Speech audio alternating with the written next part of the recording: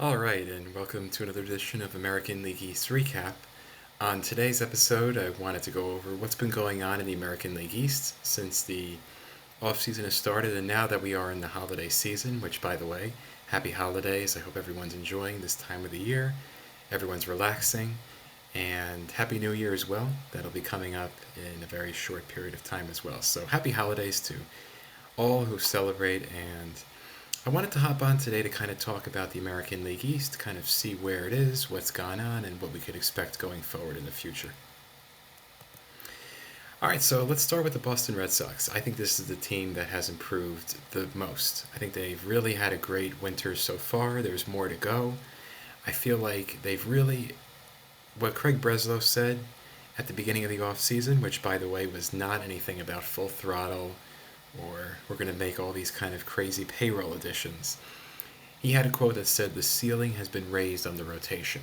And I definitely think the two moves that Boston has made this winter, the first being trading for Garrett Crochet, the guy on the left, and then adding Walker Buehler this week on a 1 year, let's call it $21 million deal, does a very good job in kind of raising the potential of the Boston rotation. The Boston rotation finished, I think, 17th in Major League Baseball in ERA from the starting pitchers. I believe now that it's going to be a little bit higher. They've certainly given this team another ceiling with which to reach. Crochet proved last season that he could be an ace. He's only going to be making $2.6 million next year. It's a very sensible addition. And same with Walker Buehler, who, when he's healthy, I think has proven to be one of the better pitchers in Major League Baseball. Plus, he has some postseason experience, which the Boston rotation was lacking. And now this has the effect of kind of moving everyone down a little bit and lengthening out the rotation. So it's all good from that perspective. I believe offensively, they're still focused on finding a right-handed bat.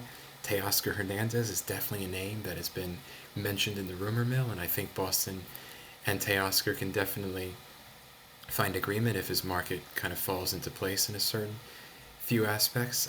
But this is a very good team. It's a very good team. Their pitching is a lot better now. I think their offense was very good last year, and I think it could even be better if they just make one more addition, call it. Again, they need just a little bit more power, another middle of the order thumper, and I think they're in really good shape. So that's the Red Sox. The Yankees team has been very good in a post Juan Soto world. I understand there were a lot of fans that were disappointed in Soto, but they've done an excellent job pivoting. This is still a team that spends a lot of money. Their luxury tax payroll is, I think, around $303 million, so just over that fourth Steve Cohen threshold. And it's the team that, again, was in the World Series last year. I know people don't think of it like that because they didn't win the whole thing, but it's a very good team, and that can't be forgotten about all this. Those are the four additions that they've made. Cody Bellinger, I think, is very special because he's versatile defensively. He is very good defensively, and there is some offense that can be tapped into. So you feel very good about Bellinger. Max Fried at the top of the rotation, another guy who I think can make a big difference, especially in October, which is where the Yankees are definitely looking towards. Devin Williams, they traded with the Brewers for one of the game's best closers. That's going to stabilize the back end of the Yankee bullpen in a big way. And Paul Goldschmidt. Here's a guy who they're looking to kind of recapture his 2022 National League MVP form. And if he can, it'll be another smart addition to the Yankee roster. I have that picture of Brian Cashman there because that was in 2023 at the winter meetings, or no, sorry, the GM meetings, in which he had that famous quote about how the team was pretty, and there was a curse word involved in there, pretty blank good. So they've come a long way, I think, since that time, and Brian Cashman has continued to demonstrate why he's a very good general manager. So the Red Sox and Yankees, two teams that were involved in the Soto bidding, they've each kind of pivoted in the period of time since, and they've done very well for themselves. The next team on the list is the Tampa Bay Rays. I talk about it's all about the bonds, bonds, bonds. It feels like that's what it's been since the offseason has started. Obviously, when the offseason started, Hurricane Milton ripped through the Tampa Bay area, actually tore the roof off Tropicana Field. And that's been forcing the Rays to kind of contend about where they're going to be playing for the next couple seasons. The latest on the Rays stadium plans are that the city and council have approved their end of financing for bonds to help pay for the long-term stadium. The ball is now in the Rays' court. The Rays have until March to satisfy requirements needed to move this forward. Now the Rays are saying, sorry about that. The Rays are saying that there is more funding that has taken effect because of this 49-day delay. The bond votes that just passed recently, they had been delayed 49 days in the wake of Hurricane Milton, and now the Rays are saying that the extra cost is something that they can't bear themselves. So they want to sit down with the city.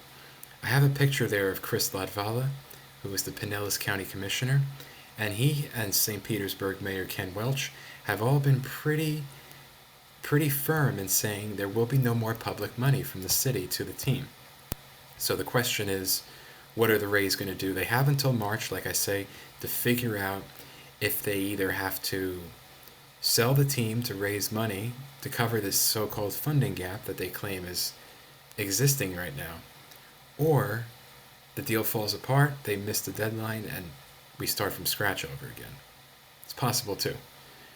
But as I said here, I think it's going to be retreating to the back burner because the ball's in the Rays' court now, and we're going to find out sooner or later whether they are serious about moving forward. Until we find that out, there's nothing more to say. So I think that's the good part about it. Moving over to the baseball stuff, they did make a move this week, a minor league signing with Eloy Jimenez, the former Chicago White Sox. Kind of trying to see if they can capture lightning in a bottle. Jimenez has battled a lot of injuries recently. When he is healthy, he's a power threat who can get on base, and that's what they're hoping they can kind of capture here. The Rays, they were 80 and 82 last year, 80 and 82, and they have to improve offensively. They need a lot more power. They need home run power, and Jimenez, if he's healthy, could provide that. So that's a minor league signing they made this week. And then 2 weeks ago, they made a trade with the A's, that's right, just the A's, on a deal for Jeffrey Springs. They sent Jeffrey Springs back to the Sacramento Athletics, if you will. Coming the other way is a couple minor league prospects. I still think the pitching is in pretty good shape. I know there's been talk about trading Zach Littell, but at this point, he seems to be the most durable guy and potentially the guy who can provide them the most innings in 2025, as between Boz, Pepio, Bradley, and McClanahan of returning Rasmussen, they seem to have a lot of question marks about health and injuries. So Littell, who pitched 156 and 2/3 innings last year, may actually be the most certain and the least questionable when it comes to injuries from the pitching staff. So I don't think you're going to see any more trades from the pitching, even though they have more than 5, and I still think the pitching is in decent shape with those guys I just mentioned. The other team is the Toronto Blue Jays. The Blue Jays, it all seems to be about Vladimir Guerrero Jr. and Bo Bichette.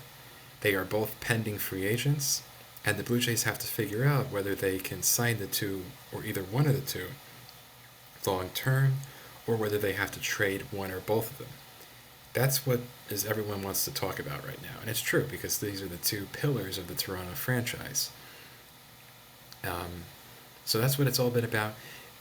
Besides that, from a baseball point of view, they have made a nice trade with the Guardians for Andres Jimenez. They also got Nick Sandlin back. He could slot into the back of the bullpen. And again, I think the Jimenez addition is something that fans are excited about. They think he could be a very exciting defensive player, but it's not the blockbuster that everyone was hoping for, and they have a lot more work to do.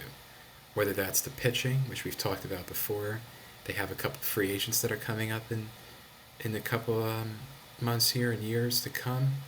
So, by the way, also, a lot of people feel that the starting pitching is not going to be as strong for Toronto in 2025 as it's been the last 2 years. The Blue Jays have been very lucky from a pitching point of view, and I think a lot of people believe that that could be coming to an end here. So it only heightens the need to sign someone like Corbin Burns and sign somebody who can kind of provide them stability in the rotation as Bassett becomes a free agent, Gausman, Barrios cannot exercise his opt-out. A couple question marks on the horizon there. And then again, they have to do more to improve an offense, but and this is an offense that has struggled. It posted some of the lowest productions since 1983 for the Blue Jays. So they have a lot of work to do offensively. But the whole offseason is going to be about Bo and Vlad and what they do. And there's talk now that they're beginning to take calls on Bo Bichette after GM Ross Atkins insisted earlier in the offseason that it would be an easy no. He's now coming around to the fact, according to reports from Ken Rosenthal, maybe we're listening to trade calls on him. In any event, they have Bo Bichette and Vladimir Guerrero Jr. to handle, and it's going to be a lot to balance not only that, but also trying to improve a roster that needs help offensively and from a pitching perspective.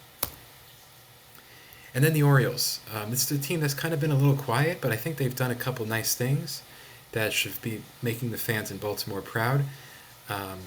Adding Tyler O'Neill, I think, is something that can definitely help them plug the hole by Tony Taters. That's Anthony Santander, who's one of the top free agent bats still on the market. He had the 44 home runs last season. And Tyler O'Neill is definitely somebody who I think can address that second bullet point, which is they have to find somebody who can hit left-handed pitching. Santander did a very good job of it last year.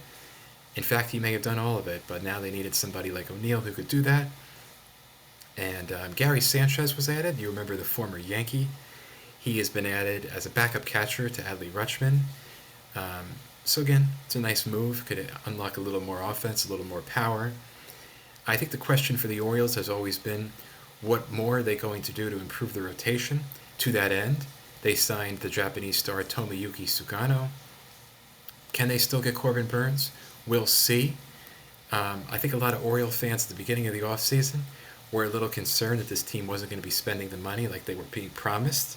A lot of people thought that new owner David Rubenstein would open up the wallet and really allow the Orioles to spend at the top of the market. But when a lot of these targets came off the market early, Oriole fans were like, this isn't going to be much different from the Angelos years. And the team's payroll now is almost $130 million, which is very high. It was only $93 million last year. So they've shattered the record from last season. And I mean, in the recent past, they've spent as high as $164 million. But that was in 2017, before this rebuild, and then kind of all those years where they were losing 100 games and getting the top draft picks. So we'll see. This team is definitely spending a lot of money, though, and I think Oriole fans should be proud of that.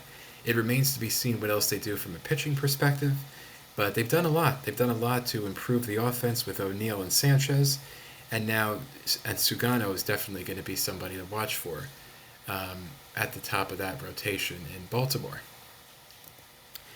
So some takeaways. Like I say, this has been a very interesting division. There's been a lot that's gone on. Each of the teams have been in the headlines to one extent or another. I believe the pecking order in this division really hasn't changed that much. I still feel like the Yankees are the top team in the American League East. Again, the Yankees won the division last year. The Orioles were in second place. Then you had the Boston Red Sox, the Rays, and then the Blue Jays. I still believe the Blue Jays will be in the basement of the American League East. And I do believe, however, that the Boston Red Sox have done a lot, and I think they may come close to catching the Orioles. I think the matchups between the Red Sox and Orioles will be very interesting here in 2025, and it's interesting to ponder whether Boston has done enough to close that gap. Tampa Bay, unfortunately, will be trending downward. It just doesn't seem like they're going to have a great year. They've been very quiet, as I mentioned. They've made a lot of moves. The Jeffrey Springs move kind of, to me, just subtracts what they had in value, but I understand they're playing at that more of a long-term view. So we'll see. But right now, the only thing I would say is, has Boston closed the gap on Baltimore? That's the big question for me, and I think they have. And I definitely think Boston should be in a good position now to snag one of those wild card spots from the American League Central teams that got it in 2024. Upcoming moves, like I said, I see Boston. I think Boston is pretty good now from a rotation point of view. They could add a couple maybe in the bullpen. We'll see. Nothing huge though. And then offensively, yes, the right-handed bat. I think the right-handed bat for Boston is what you're still going to see. Whether that comes via trade or free agency, we'll see. But definitely offense for Boston. The Yankees, it's either going to be a third baseman or a second baseman, depending on how they feel about Jazz Chisholm. The Yankees are pretty good now from a pitching point of view. So again, like Boston, I see the Yankees finding just offense now at this point. And the Orioles, as I said, The Orioles can go one of a bunch of different ways. Again, there's questions about how much payroll room they actually still have to move with. So we'll see there. Tampa Bay, I think you could see if they're going to get anybody, they need to improve the lineup. They need to score more runs. They need to find more offense. The Rays are pretty loaded from a pitching point of view now.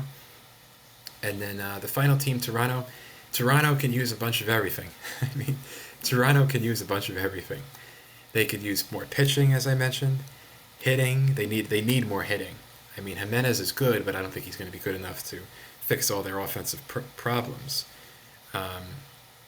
So like I say, I think I see three of the teams, maybe four of the teams, right, in the market for offensive pieces. And then maybe I think you're looking with Baltimore. Can they improve from Corbin Burns? How do they kind of react to that? But in any event, it's been a very exciting winter so far for these teams, and we'll get back on. We'll kind of recap them again and any further moves they make in the new year. Happy New Year, everybody. Happy holiday season. And this has been the latest edition of the American League East Recap. Happy holidays, everybody.